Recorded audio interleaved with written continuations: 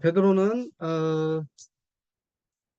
사마리아와 루따와 요빠 그리고 가이사랴 지역에서 활동을 합니다. 아, 루따에는요, 현재 벤구리온 국제공항이 있고, 그 요빠에는 수도 텔 아비브가 있고요.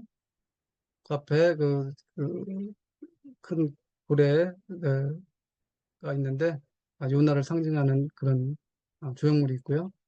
어, 고넬료 사건이 있었던 가이사랴는 그 당시에 가장 큰, 유일한 국제 항구였습니다. 어, 베드로는 어, 어, 사방으로 도로 다니다가 이제 그 루따에 사는 성도들에게 내려가는데 그때 애니아라는 중풍병자 걸린 사람을 치유하게 됩니다. 그러자 그 지역에 있는 루따에 있는 많은 사람들이 주께로 돌아오는 모습을 볼 수가 있고요. 조금 더 내려가면 이제 요빠 지역, 아까 살펴봤죠. 요빠 지역에 다비다라는 여제자가 있는데 여제자가 죽어갔습니다. 그러자 많은 사람들이 그 근처에 있는 로따에 있는 베드로를 청해서 데려오라. 그렇게 해서 도움을 간청합니다. 그 당시에 베드로가 거기 찾아가서 기도하니까 아, 그 답에다가 이제 살아나는 모습들을 볼 수 있는데 그 답에다가 살아나니까 그 지역에 많은 사람들이 주께로 돌아오는 모습을 볼 수가 있습니다. 그 당시에 무릎 꿇고 기도하니까 다비다가 일어나서 아, 주를 믿는 모습들을 살펴볼 수가 있는데요. 다비다는 도르가라는 그 여인은 아, 사슴 또는 영향을 나타내는 말인데 그 당시에 그 아람어하고 헬라어를 두 개 다 쓰는 것을 볼 수가 있습니다. 사도도 역시 사도 바울도 사울과 바울을 같이 이름을 쓴 것과 같이 이 사람들 그 당시에는 많은 사람들이 두 가지 언어를 쓸 수가 있었던 거 볼 수 있고요. 어쨌든 이 다비다라는 여인은 예수님의 아주 여제자였고요. 예수님을 따랐던 여제자라기보다는 예수님의 말씀을 잘 묵상하며 따랐던 그리고 선행과 구제를 열심히 하는 특히나 과부나 이런 연약한 사람들에게 속옷과 겉옷을 지어줬던 훌륭한 여제자였다라고 하고 있습니다. 음, 이제 베드로가 이제 그 고넬료를 만나는 장면인데요. 먼저 환상의 이제 백부장 고넬료가 이제 그 제9시에 환상을 봅니다. 그 환상 중에 거넬리와 하니까 주여 무슨 일이 있습니까? 이렇게 천사에게 말합니다. 그러자 내 기도와 구제가 하나님 앞에 상달되어서 기억된 바 되었기 때문에 요바에 보내서 시몬 베드로를 청하라 이렇게 천사가 아, 베드로에게 얘기를 합니다. 어, 백부장 고넬료는 이탈리아의 부대였습니다. 그게 백부장이었고 경건하고 온 집안이 하나님을 경외하는 그리고 백성을 많이 구제하고 하나님께 항상 기도하는 아주 훌륭한 백부장이었는데요. 어, 그때 옆에 요바에 무두장이 시몬의 베드로가 묵고 있었습니다. 무두장이라는 말은 그 가죽을 다루는 사람이다라고 보면 돼요. 제역 공장이라고도 볼 수 있겠죠. 거기에 이제 시몬이 묵고 있었습니다. 아, 그 이튿날 그들은 그 성에 가까이 있었을 때 베드로가 기도하러 지붕에 올라갑니다. 그때가 제 6시쯤 됐었는데 그때 베드로도 역시 환상을 봅니다. 꿈을 꾸게 되는데 하늘에서 열리며 한 그릇이 내려오는 것을 보는데요. 큰 보자기 안에 여러 가지 각종 베드로가 생각했을 때 더러운 짐승들이 그쪽 가득 있었습니다. 그때 그 베드로에 일어나서 잡아먹으라 그러니까 베드로는 그럴 수 없다라고 자기가 속되고 깨끗하지 않은 것들을 먹을 수 없다. 그러자 하나님께서 깨끗하게 내가 한 것을 네가 속되다 하지 말라 하면서 어, 그, 그것을 잡아먹으라라고 세 번이 있은 후에 그 보자기가 다시 하늘로 올라가거든요. 그 환상을 생각하고 있을 때 바깥에 두 사람이 찾아옵니다. 그를 찾아왔을 때 의심하지 말고 그와 함께 고넬료에 갈 것을 촉구를 하는 거죠. 그래서 고넬료의 집안에 갔었을 때에 이제 먼저 고넬료가 어, 베드로를 받아들입니다. 아, 그러자 베드로가 오게 된 과정을 설명하고 너무나도 겸손하게 절하며 받아들이니까 나도 사람이다 하면서 어, 자기 부른 이유에 대해서 묻고 얘기를 합니다. 그때 10장 23절에 보면 유대인과 이방인 함께 있는 것이 율법이다라고 베드로는 얘기를 하고 있습니다. 그런데 나를 불러서 같이 있게 하느냐라고 얘기를 하는 거죠. 그러자 고넬료가 어, 자기가 환상을 본 것들에 대해서 베드로한테 설명합니다. 베드로도 역시 그 환상을 보고 자기가 왔기 때문에 그래서 그때 베드로가 아, 깨닫습니다. 하나님은 특정 민족을 편애하지 않고 어느 민족이든지 하나님을 경외하고 의를 행하는 자는 다 기쁘게 받아주시는 것을 깨달았다라고 토로하고 있습니다. 그제서야 율법이 아니라 모두 다 주님을 믿는 사람들은 다 하나님의 자녀를 받아들일 수 있는 것을 깨달았다라고 그저서 얘기하고 있는 거죠. 그러고 나서 주님에 대해서 요약해서 설교를 합니다. 아, 예수님께서는 세례 요한이 그 와서 사역하기 그 이후에 예수님께서 복음을 널리 전했고 하나님께서는 예수 그리스도와 함께 성령과 그 능력을 주셔서 주님께서 사역을 할 수 있도록 했고 그러자 유대인들이 예수님을 죽였으나 하나님께서 그를 사흘 만에 달리 살리신 것과 그리고 부활 후에 사도들에 나타나서 복음을 증거하도록 명령했다라는 복음에 대한 유학을 설교를 합니다. 그러자 그 그넬로 가정에 성령이 임합니다.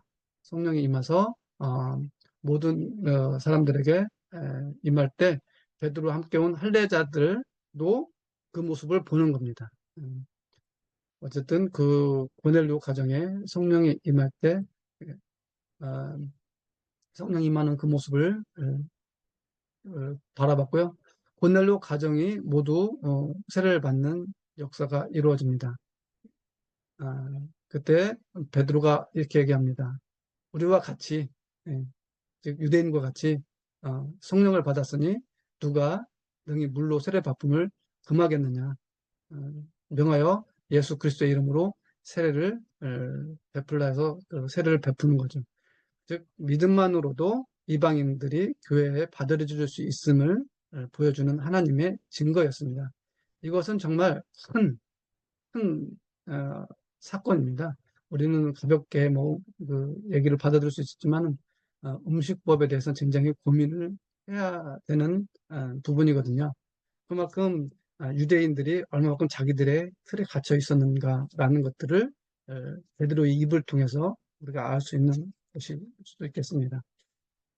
어쨌든 요바는 이방인 전도지의 출발점이었을 것입니다. 요바에서 가이사랴로 가는 거죠. 그래서 이 요바는 어, 그,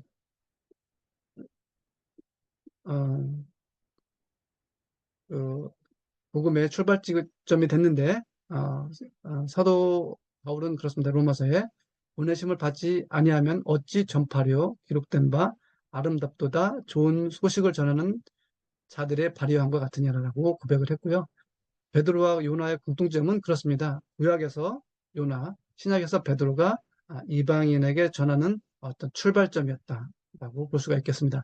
이렇게 고넬료 가정에 그 수많은 가족과 하인들과 그 무리들에게 예수님을 전하고 성령에 임하는 모습들을 보고 와서 그 예루살렘에 와서 보고를 합니다. 그랬었을 때 예루살렘 올라갔을 때 할례자들이 베드로를 비난하는 겁니다. 어떻게 무할례자, 즉 이방인들의 집에 가서 함께 먹었냐라고 책망하고 비난을 하는 겁니다. 저렇게 답답한 거죠. 우리는 지금 입장에서는 이해가 안 되지만 정말 그 당시에는 너무나도 저희들한테는 심각하고 골치 아픈 일들이었습니다.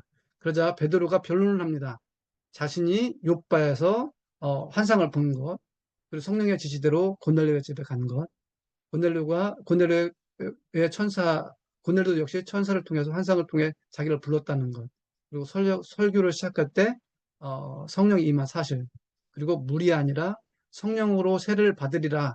즉 세례 요한이 나는 물로 세례를 주나 예수 그리스도는 성령으로 세례를 주리라는 그 말씀들이 기억났었다라고 베드로는 고백을 합니다. 그러자 그 같이 있었던 많은 사람들이 정말 우리에게 주신 것 같이 선물도 그에게 줬다고 하니까 모두 다 잠잠하게 더 이상 이제 시끌벅적하지 않고 하나님께 영광을 돌리는 모습들을 잠깐 볼 수가 있었습니다. 이처럼 음식법은 굉장히 많은 논란을 일으키는데요. 특히 갈라디아 2장의 말씀에 보면 베드로가 아, 그 바울한테 책망을 받는 일이 생깁니다. 아, 사실 음식법은 그 레위기와 신명기에 보면은 그 음식법에 대해서 이스라엘 사람들이 얘기를 하지만 실질적으로 사도 바울한테는 이렇게 얘기를 합니다. 만물이 다 깨끗하다. 그래서 모든 음식은 하나님께서 주신 것으로 다 깨끗하다.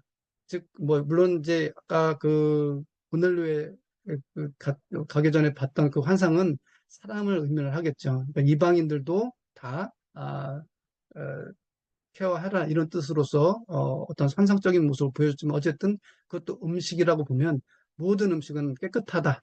그러니 믿음으로 먹어라 이런 건데 그들은 율법의 틀에 있어서 변화되지 않고 있는 모습도 살펴보고 볼 수 있습니다.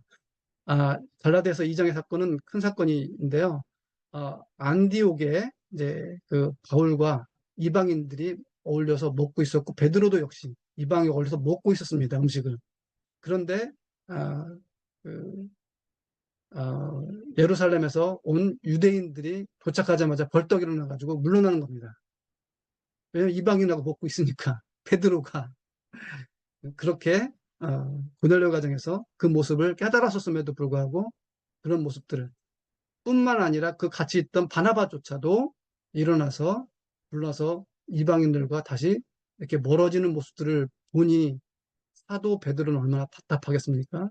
그래서 어찌 유대인으로서 유대인답게 살지 않으면서 특히 이방인들에게 전도를 하고 말씀을 전할 수 있겠느냐라고 베드로를 비방하는 모습이 화면의 모습입니다. 아, 그처럼 그 음식뿐만 아니라 이들한테는 할례도 굉장히 큰 문제였습니다. 아, 사도 바울이 갈라디아 정에서 복음을 이렇게 전했지만은 할례를 받아야지만이 그 구원이 완성된다라고 또다시 헛된 가짜의 믿음을 또 전하니까 갈라디아 사람들은 변하는 것이죠. 그러다 보니까는 사도 바울이 다시 한번 할례에 대해서 그리고 음식법에 대해서 다시 한번 정확하게 짚어주는 것이 갈라디아 서신입니다.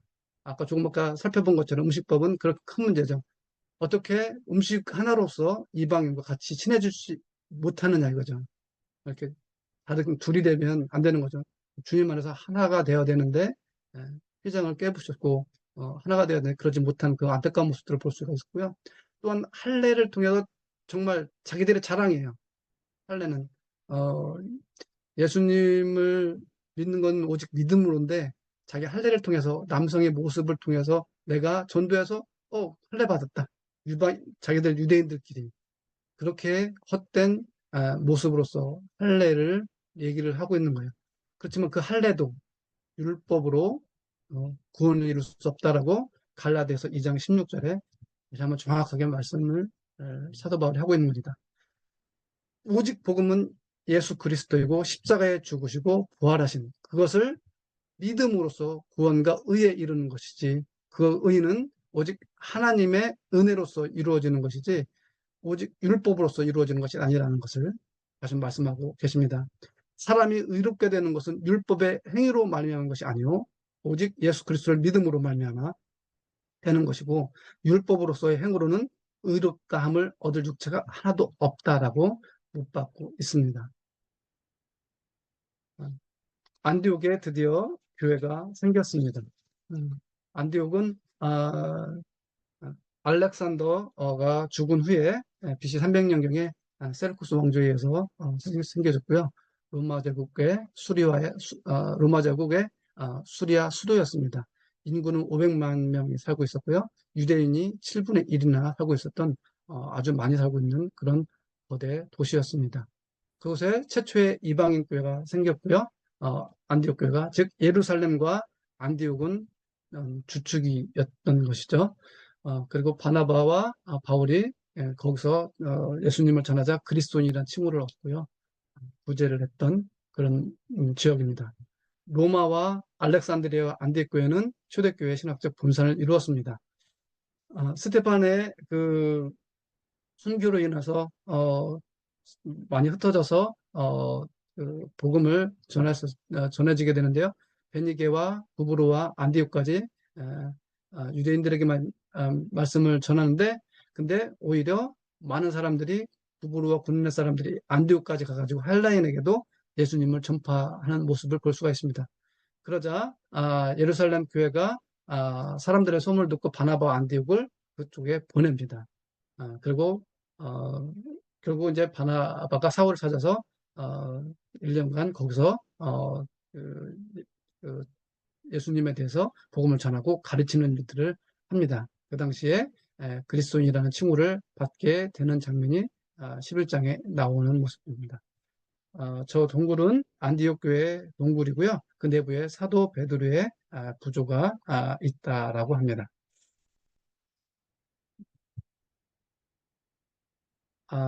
그렇지만 안타깝게도 야고보가 순교를 합니다. 아, 그때 헤롯 왕이 손을 들어서 교회 몇 사람들을 해하려고 요한의 형제 야고보를 칼로 죽이니 그랬습니다.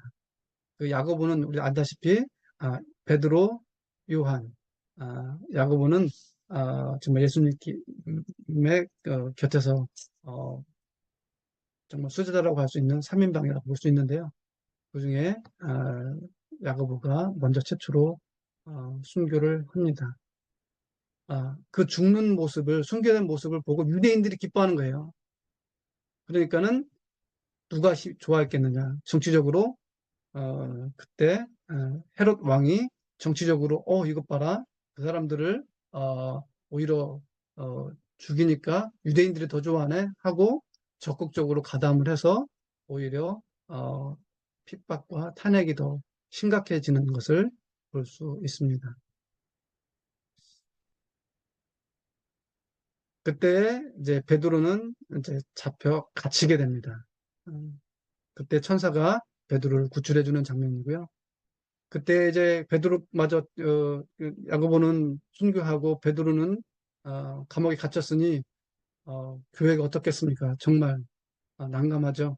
그러니까 모든 교회의 사람들이 간절히 하나님께 기도할 수밖에 없겠죠. 어, 그 기도를 들으시고 하나님께서는 천사를 보내서 베드로를 구출하는 모습들을 볼 수가 있습니다. 참 평온한 모습들을 그림 보면 감옥에 있는데도 불구하고 참 평온한 모습들을 베드로의 모습을 살펴볼 수가 있습니다. 어찌됐든 이렇게 베드로가 구출되어 탈출을 하게 됩니다. 천사에 의해서. 그래서 어디에 갔냐면은 요한의 어머니 마리아의 집에, 마가의 집에 가게 되는데요. 갔더니만 거기에 누가 있었느냐?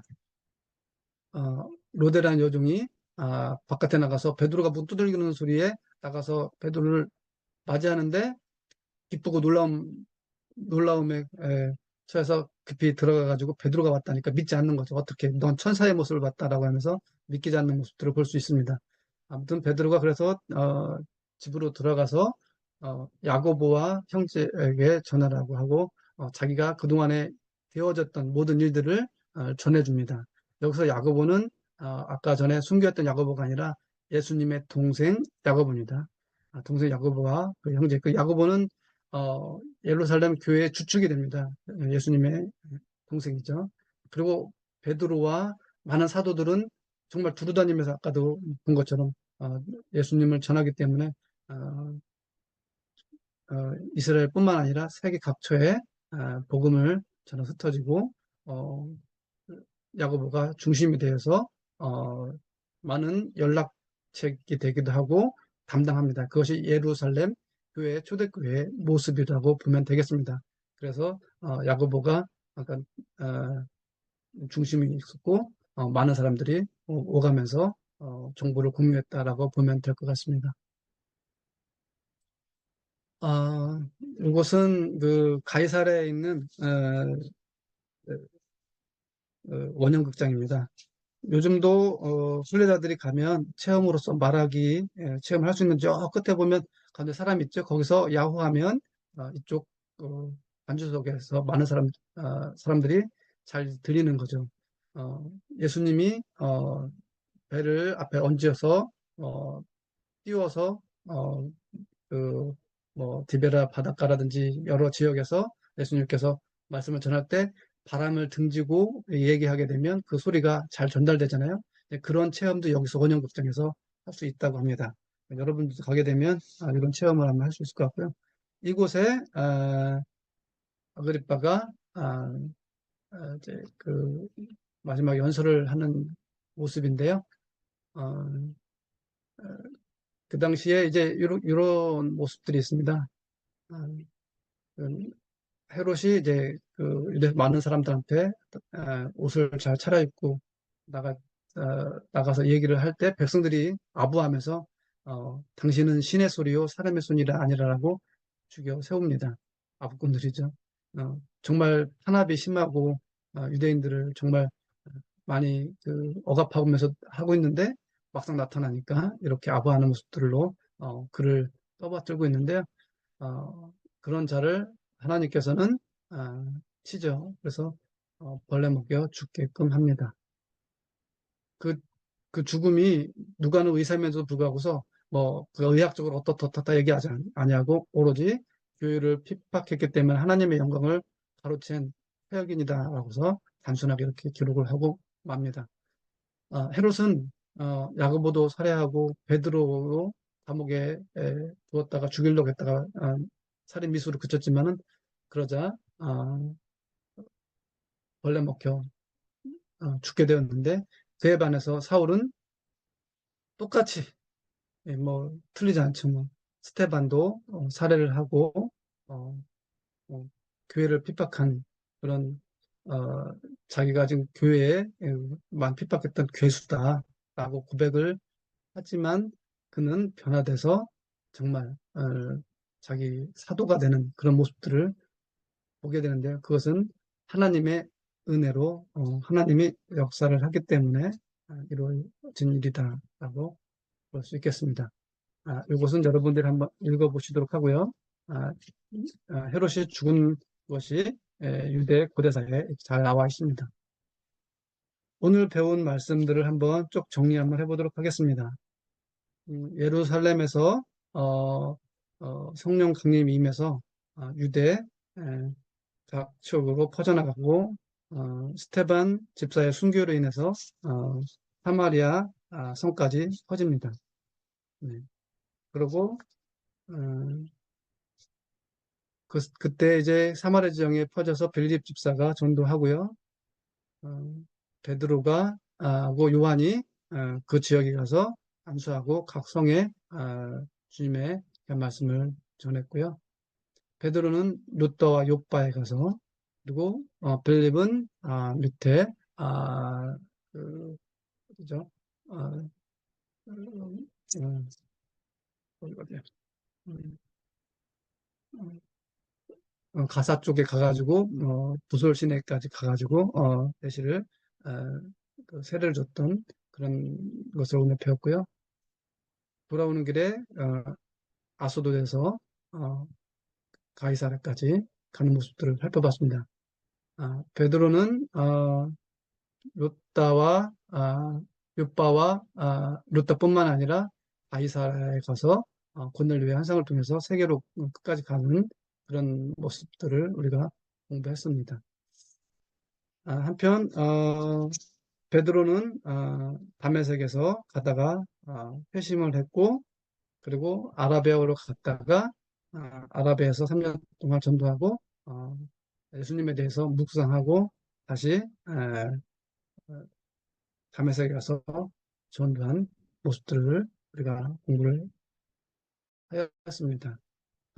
그리고 유대에 예루살렘에 와서 다시 복음을 전하자 많은 사람들이 핍박에 의해서 다시 죽이려고 하자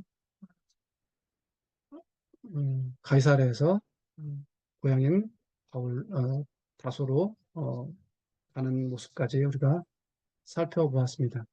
어쨌든 이렇게 해서 온 유대와 갈릴리와 사마리아 교회가 평안하여 든든히 서고 주를 경외함으로써 성령의 의로로 진행해 수가 더 많아졌다고 사도행전 9장 31절에 이렇게 기록하고 있습니다. 어, 공부하면서 느낀 부분은 그렇습니다. 어, 우리가 많이 성경 공부할 때 읽었던 갈라디아 2장 20절 말씀인데요. 내가 그리스도와 함께 십자가에 못 박혔나니 그런즉 이제는 내가 사는 것이 아니오 오직 내 안에 그리스도께서 사신 것이라. 이제 내가 육체 가운데 사는 것은 나를 사랑하사 나를 위하여 자기 자신을 버리신 하나님의 아들을 믿는 믿음 안에서 사는 것이라 라고 고백했습니다. 아, 오늘 우리가 배운 것은 사도행전입니다. 그렇지만 사도는 몇 명 나오지도 않죠. 우리가 의심했던 사도 바울 얘기가 조금 나오고요. 오히려 그렇기 때문에 성령 행전이라고도 얘기를 하는 분들도 있습니다. 그것처럼 오늘날 우리에게 대덕 한빛교회 여러분과 저는 사도행전은 28장까지지만 29장을 성령 행전으로서 같이 써나가야 된다라는 말로 액트 29로 적었는데요. 우리가 많이 액트 29라는 것을 많이 봤을 겁니다. 여러분들과 저가 대덕 한백교회 그리고 가정과 일터위에서 이 민족위에 사도행전 29장을 써내려가는 저와 여러분이 됐으면 좋겠습니다. 다음은 제4강 1차 전도여행에 대해서 정태수 장로님께서 인도해 주시겠습니다. 여기까지 마치도록 하겠습니다. 감사합니다.